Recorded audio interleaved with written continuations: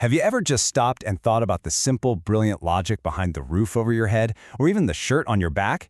It's so easy to just take them for granted in our busy lives. Well, today, we're going to strip it all back.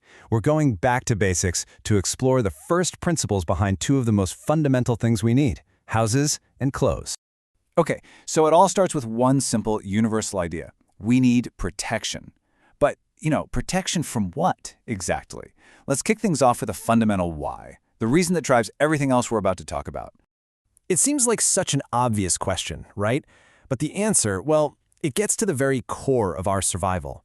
If you look past just the four walls and a roof, what is the real fundamental problem that a home is trying to solve? Let's be real. The world outside can be a tough place. A house is our #1 defense against the elements. I'm talking rain, crazy storms, scorching heat, and biting cold. But it's also our shield against other threats, like wild animals, or even people, like thieves. The stakes for survival are high, and shelter is our answer. And really, this is what it all boils down to. It's about more than just staying dry. A home gives us something absolutely crucial on a psychological level. It's the one place we can truly let our guard down. It's where we feel safe. And that feeling, that's the entire point. So, now that we've got the why figured out, let's dive into the how. We'll start with our first major solution, our big outer shell, the house itself. You can pretty much break down shelters into two main types. On one hand, you have temporary houses, sometimes called Kutcha houses. Think of these as weaker structures, easily damaged, but often built from whatever's handy. On the other hand, you've got permanent, or Pucca houses. These are the strong ones, built to last for years and years. It's a classic trade-off between something quick and something durable. And this is what I find so fascinating, the sheer ingenuity here. We build with whatever is easily available. Look at this list: straw, mud, wood, leaves, bamboo, all the way to bricks, cement, and stone. It's the perfect example of using your local environment to solve a universal human need. Just brilliant. All right, so let's move from our big outer shell to the one we carry with us everywhere we go. Let's talk about our clothes, our second skin. The starting point is just as simple. Just like a house, clothes are a basic need. Their #1 job is to cover our bodies, to give us that immediate first layer of protection between us and the world. And check out what this personal armor does for us. It protects us from heat, cold, and rain, a lot like a house does, but on a much smaller scale. And clothes have an extra trick up their sleeve. They can shield us from smaller things, like annoying insect bites. And this brings us to something really clever about how we operate. We don't do one size fits all. Nope, we adapt. We brilliantly tailor both our houses and our clothes to whatever our specific environment throws at us. Just take a roof, for example. In many places, you'll see flat roofs, which is great because it gives you extra space to use. But in places that get a ton of snow or rain, you see sloping roofs. Why?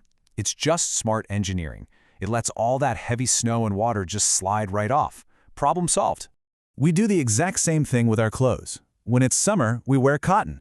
The secret to cotton is that it's breathable. It lets air move in and out, which helps keep our bodies cool. It's like wearing your own personal ventilation system. But in winter, we want the total opposite, so we wear wool. Wool is a fantastic insulator because it traps a thin layer of air right next to our skin. Our own body heat warms up that trapped air, and that's what keeps us so warm and toasty. And of course, when it rains, we need a barrier that water just can't get through. That's where a raincoat comes in. It's made of waterproof material, which basically acts like a personal portable roof that keeps us dry no matter where we are. And all this amazing adaptation leads to this incredible diversity of homes you see here. You've got everything from a big bungalow to a tall apartment building, a houseboat that literally floats, a portable tent, and even an igloo made of snow. Each one is a specific, genius answer to a different lifestyle or environment. Okay, so with all of this variety, are there any universal truths? You bet. Let's boil it all down to the timeless principles that make any house, anywhere in the world, a truly good home. You see, a good house is about more than just strong walls. It needs to be airy to let fresh air flow through. It should let in plenty of sunshine. It should feel spacious enough to live in, be kept neat and clean, and, this is a huge one, it has to have a good supply of water. These aren't luxuries. They're absolutely essential for our health. And of course, maintaining that good home is something you have to actively do. It really comes down to simple, powerful habits. Keeping things neat, putting your books or toys back where they belong, and throwing rubbish in the dustbin. It's all about respecting the space that protects you. And you know, all of this leads to a much bigger idea. This quote really captures it perfectly. It says that success isn't about some secret formula. It's the result of preparation, hard work, and learning when you fail. And it's so true, right? The very same principles that help you build a good home can also help you build a good life. So, I'll leave you with this question to think about. We've gone all the way back to the basics of shelter and clothing.